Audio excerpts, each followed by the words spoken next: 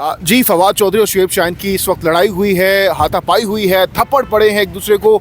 नादिया, आपने सारा कुछ अपनी आंखों से देखा है।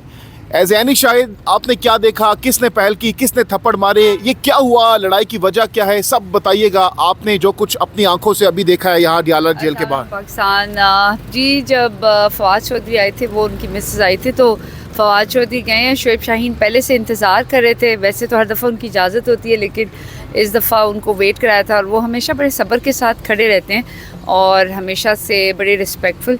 तो फवाद चौधरी आगे की तरफ गए हैं। आई थिंक उनको शायद पहले से किसी बात का गुस्सा होगा, तो वो वापस मुड़े। और वापस मुड़ के, क्योंकि मैं तो खैर थोड़ी दूर खड़ी थी, तो उन्होंने शुएब शाहीन की तरफ आए और अचानक से एक आवाज़ आई है तो उनको थप्पड़ मारा है और साथ ही उनको धक्का दिया है।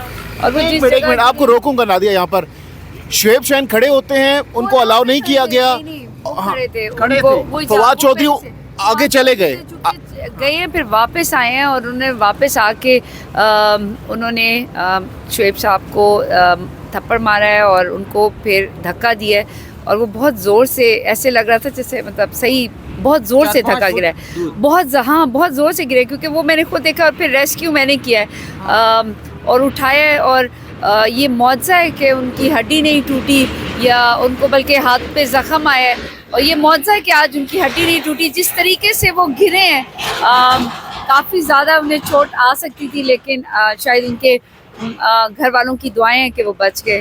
नहीं तो उनको पता नहीं था कि फवाद चौधरी अटैक कर सकते हैं? सडनली अटैक किया? सडनली हुआ है, क्योंकि वहाँ लोग खड़े थे और वो सडनली ये सब कुछ हुआ। शुएब शाहीन ने बिल्कुल कुछ नहीं कहा था। फवाद चौधरी को पता नहीं क्या हो गया था। ये फिजिकल नहीं होना चाहिए, सियासी बात की बात। कहाँ पर थप्पड़, कहाँ पर उनको मारा है? बहुत जोर से, सब वहाँ पर मौजूद थे, लेकिन हाथों से मारा है या किसी और चीज से? थप्पड़ मारा है और फिर साथ उनको धक्का दिया और वो बहुत ज़ोर से गिरे।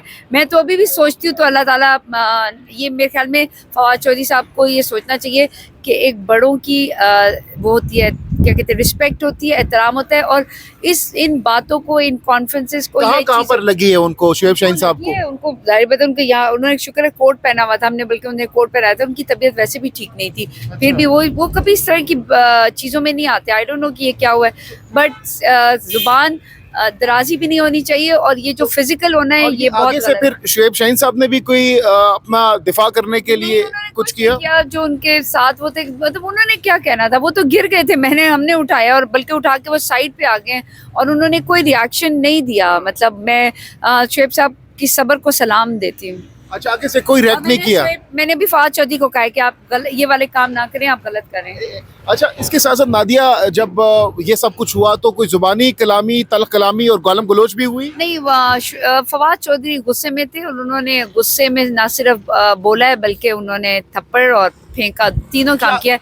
फवाद साहब, ये चीज़ नहीं होना चाहिए कि आप पुलिस से भागें और शुएब साहब को मारें, नहीं करना चाहिए। देखिए, अल्फाज आपका तल्ख है, आप एक दूसरे से दिल बर्दाश्त है। लड़ाई करते हुए क्या आपस में क्या बोल क्या रहे थे, मुंह से क्या कह रहे थे? बस वो गुस्सा कर रहे होंगे, ये तो मुझे नहीं पता। बस मुझे साहब ने फिर आगे से क्या कहा? वो शुएब साहब ने कुछ भी नहीं कहा, क्योंकि शुएब साहब जब गिरे तो मैंने खुद उन्हें उठाया और मैं उनको, उनके सारे जो कोट था वो गंदा हो गया था। मैंने कहा, उन्होंने आगे से कहा कि अपने काम से काम रखो। शुएब साहब ने ना, मतलब देखिए, वो उनके सब्र को सलाम है। नहीं, फिर अंदर सुलह करवा दी गई है खान साहब की। इमरान खान को जब बताया गया इस लड़ाई के हवाले से, खान साहब ने क्या कहा? अंदर बताया, वो खामोश थे, लेकिन जाहिर बात है खान साहब के आगे इतना कुछ बोला जाता है, वो सब्र, खान साहब तो हमेशा सब्र से काम लेते हैं। लेकिन फवाद चौधरी साहब को चाहिए कि वो शुएब साहब से माफ़ी मांगे। नहीं, अभी फवाद चौधरी साहब तो कह रहे हैं कि हमारा राजीनामा हो गया, सुलह सफाई हो गई है। बस माफ़ी मांगे ना, उनकी गलती है, फवाद चौधरी की गलती है, माफ़ी मांगनी चाहिए। शुएब शाहीन साहब अब कोई कानूनी कार्रवाई भी करेंगे? आपकी उनके साथ मौजूद थी जब ये सारा कुछ हुआ, क्या कह रहे थे वो आगे से? वो बहुत साबिर बंदे हैं, मेरा नहीं ख्याल, देखते हैं, मेरे ख्याल में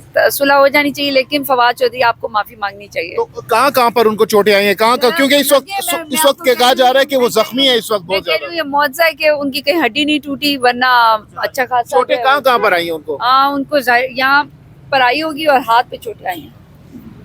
तो ये बताइएगा, जब खान साहब को ये बताया गया कि बाद लड़ाई होगी, तो खान साहब का रिएक्शन? उन्हें बताया है, क्या रिएक्शन था? खान साहब खामोशी से सुनते हैं और जब खान साहब खामोशी से सुने तो वो ज्यादा खतरनाक होता है। अच्छा नादिया खट्टक, लास्टली ये भी बताइएगा कि आज ये सब जब जो कुछ हुआ, ये आपको लगता है कि ये अचानक सब हुआ या प्री प्लान था, ये पहले से सब कुछ, इसका बैकग्राउंड भी हो सकता है इस तमाम तरह लड़ाई का? आपके ख्याल में क्या गुस्सा होगा जिसकी वजह से नौबत हाथापाई तक आई, लड़ाई हुई? मैंने देखा है शायद।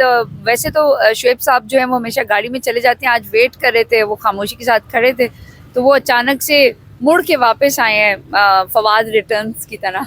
ये बताइएगा कि फवाद साहब ने पहले शुएब शाहीन को जाते हुए नहीं देखा कि वापस आए? देखा होगा, जब देखा है तो वापस आके उन्होंने रिएक्शन शो किया, जो कि काबिल मजम्मत है, नहीं करना चाहिए। फवाद साहब हंसते रहते हैं, पता नहीं आज क्या हो गया उनको। उसके बाद शुएब शाहीन साहब को अंदर जाने दिया गया? कितनी देर वो खड़े रहे लड़ाई के बाद? वो खामोश हो, कुछ भी नहीं कहा, बाद में भी कुछ नहीं कहा।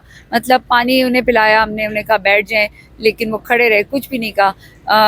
फवाद चौधरी साहब, आपको शुएब साहब से माफी मांगनी चाहिए। खामोश थे बिल्कुल शुएब शाहीन साहब? खामोश थे। फवाद साहब, आपको माफी मांगनी चाहिए शुएब साहब से। और नादिया, इसके साथ साथ कोई वीडियो भी बनी है, क्योंकि बहुत से लोग ये कह रहे हैं कि वीडियो भी वहाँ पर बनाई गई है। मैं आपको बता रही हूँ ना, वीडियो नहीं बनी, किसी के पास कोई वीडियो नहीं है इसकी? मेरा नहीं ख्याल, शायद वो कर हुई हो।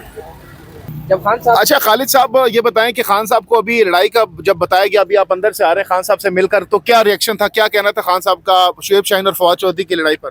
अच्छा, मैं तो आज सुबह सबसे पहले तो इस्लामाबाद हाई कोर्ट में रहा हूँ। मैं आज थोड़ा फिर वहाँ से निकला हूँ, तो ये ट्रैफिक जैम की वजह से ताखीर का शिकार हूँ।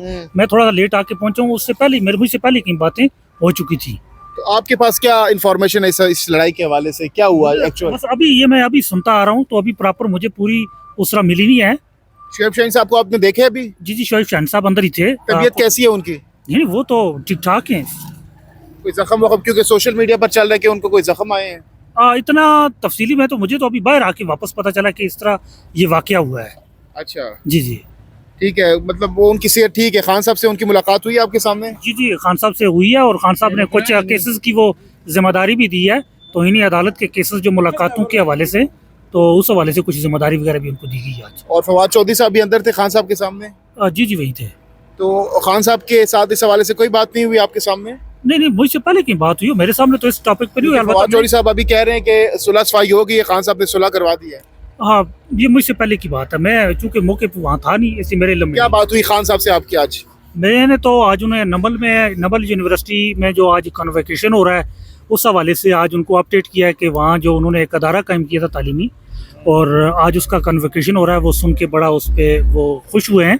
और दूसरा, मैंने उन्हें इतला दिया कि रियासती ख़जाने से जितना पैसा उनके खिलाफ मुकदमेबाजी में खर्च किया गया है, तो उस हवाले से पटिशन वगैरह जो है ना, वो मूव कर दी गई हैं और वो फाइल कर दी गई हैं। खान साहब मुतमईन थे आज? जी जी, मुतमईन थे, खुश थे, खुश नजर आ रहे थे। जी जी, वो हमेशा हाई स्पिरिट में होते हैं। मैंने आज तक खान साहब को कभी कमज़ोर नहीं देखा, कभी डाउन नहीं देखा, हमेशा हाई स्पिरिट में देखा, और ख़ुद हम देख के, उनको देख के खुद एनर्जी हासिल। बहुत शुक्रिया खालिद साहब।